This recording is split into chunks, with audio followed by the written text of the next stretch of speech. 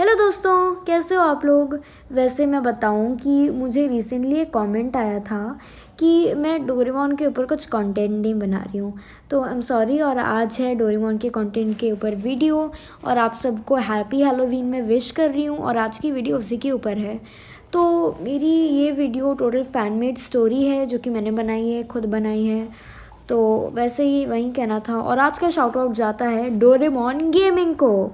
तो बिना time waste करे शुरू करते हैं आज की इस वीडियो को। रात एक हैलोवीन की रात थी। नोबिता और डोरेमोन अपने दोस्तों के साथ ट्रीट्स लेने मीटअप प्लान कर चुके थे। वो दोनों कॉस्ट्यूम्स पहन के बाहर जाने ही वाले थे कि मॉम अंदर आई। बोला, नोबिता तुमने अपना होमवर्क नहीं किया। नोबिता ने बोला, हाँ मॉम मैंने नहीं किया, मैं आके कर लूँगा, वरी मत हो। नोबिता की मॉम को ये बात सुन के काफ़ी बुरा लगा। उन्होंने बोला, नोबिता जब तक होमवर्क पूरा नहीं करोगे तब तक मैं तुम्हें जाने नहीं दूँगी। नोबिता बहुत डर गया। अब नोबिता और डोरेमोन ने पक्का किया कि ये लोग बैम्बू कॉप्टर की मदद से चलेंगे। ये दोनों वहाँ से चले ही जाने वाले थे कि मॉम ने उन दोनों को पकड़ लिया। मॉम ने बोला, जब तक तुम अपना होमवर्क पूरा नहीं करोगे मैं तुम्हें यहाँ से जाने नहीं देने वाली हूँ। नोबिता और डोरेमोन फिर से भागने का प्लान कर रहे थे। मॉम ने फिर से उन्हें देख लिया। मॉम ने बोला, चुपचाप बैठ के अपना होमवर्क करो। और मॉम वहीं पे खड़ी रही जब तक नोबिता ने अपना होमवर्क कंप्लीट नहीं किया। अब नोबिता ने अपना होमवर्क 10 मिनट के अंदर फटाफट से कंप्लीट किया। अब ये दोनों बाहर जाने ही वाले थे कि नोबिता की मॉम ने नोटबुक चेक की तो सारे आंसर्स गलत थे। नोबिता की मॉम ने बोला कि तुम चुपचाप अपने आंसर्स सही करो और उसके बाद अगले हफ्ते आने वाले टेस्ट का रिवीजन लो, अपने खुद का पढ़ो अच्छे से। नोबिता ने बोला, मॉम मैं आके सब कुछ कर लूँगा, आप बस मुझे जाने दो कैसे। नोबिता की मॉम ने उसे मना कर दिया। अब नोबिता तो रुका, साथ में डोरेमोन भी रुका। अब मीचान उसका वेट कर रही थी डोरेमोन का, और उसे भी जाना पड़ा। अब तभी क्या हुआ, नोबिता के दोस्तों का कॉल आया एक टेलीफोन पे कि नोबिता, डोरेमोन, पता नहीं लोग बहुत वियर्ड बिहेव कर रहे हैं। तभी नोबिता ने देखा कि उसके मॉम एंड डैड ये दोनों काफ़ी ज़्यादा वियर्ड बिहेव कर रहे थे, मानो कि ज़ॉम्बीज़ हों। नोबिता और डोरेमोन किसी तरीके से उन्हें वहाँ पे बंद करके भाग के अपने दोस्तों के पास। जब वो अपने दोस्तों के पास गए तो उन्होंने देखा कि पूरा शहर ही ज़ॉम्बीज़ से भरा हुआ था।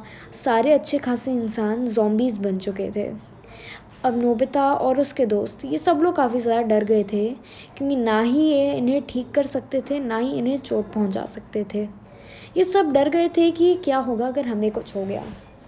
तभी वहाँ पे सेवाशी और डोरेमी भी आ गए, मीचान भी आई।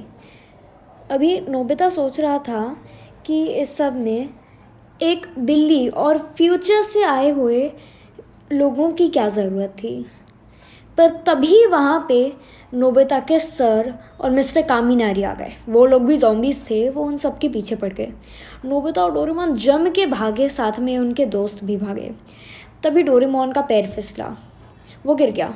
नोबिता उसे बचाने जा ही रहा था कि वहाँ पे सेवाशी आ गया और उसने नोबिता को रोका। नोबिता कहता, नहीं, मैं ऐसे डोरेमोन को नहीं छोड़ के जा सकता। तभी वो वहाँ पे भाग ही रहा था कि वहाँ पे बहुत सारे ज़ॉम्बीज़ आ गए। अनफॉर्चुनेटली नोबिता को वहाँ से भागना पड़ा, लेकिन डोरेमी वहाँ पे डोरेमोन की मदद करने के लिए रुक गई। करीबन 5 मिनट बाद डोरेमोन और डोरेमी दोनों सही सलामत नोबिता और उसके दोस्तों के पास आए।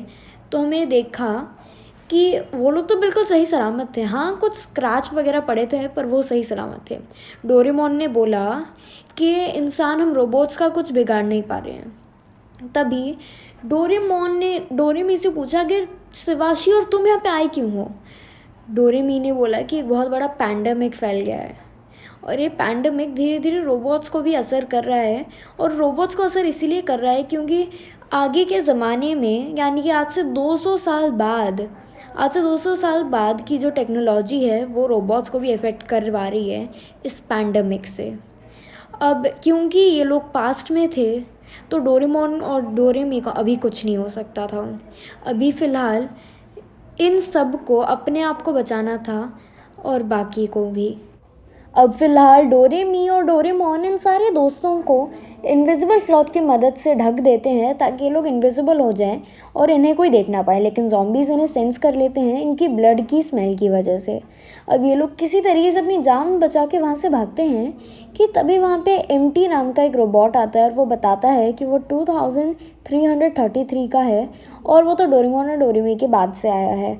अब हमें इधर बताया जाता है कि एमटी जो रोबोट था उसके जनरेशन में ये वायरस और भी ज़ोर से फैला था, और इतना ही नहीं, एमटी को एक स्मार्ट रोबोट कहते हैं और वो दुनिया का सबसे ज़्यादा शक्तिशाली रोबोट था। वो एक सुपर रोबोट था जिसके पावर्स को कोई कंट्रोल नहीं कर पा रहा था, इसीलिए एमटी को मारा जा रहा था। अब एमटी एक अच्छा रोबोट होता है और वो अपनी जान बचा के वहाँ से भागता है और नोबिता और डोरेमोन के ज़माने में आता है क्योंकि उसे लगता है यहाँ पर सब ठीक होगा, लेकिन यहाँ पे कुछ भी ठीक नहीं था।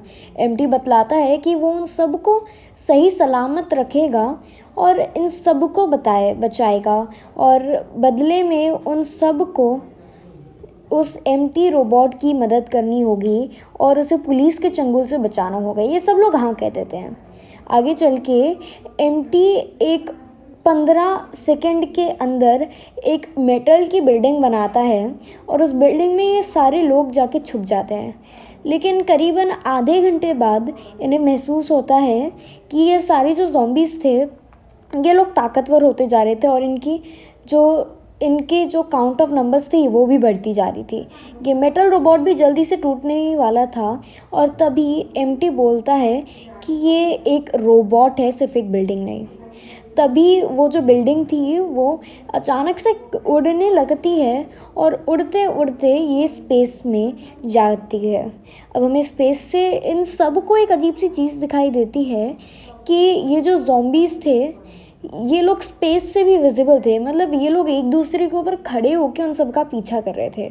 अभी वैसे तो पॉसिबल नहीं है, लेकिन ये एक्चुअल में उस वक्त हो रहा था। फ्रेंड्स, पार्ट 1 यहीं पे ख़त्म होता है। पार्ट 2 में मैं आपको पूरी स्टोरी डिटेल्स में एक्सप्लेन करूँगी। तब तक subscribe to my channel and bye bye.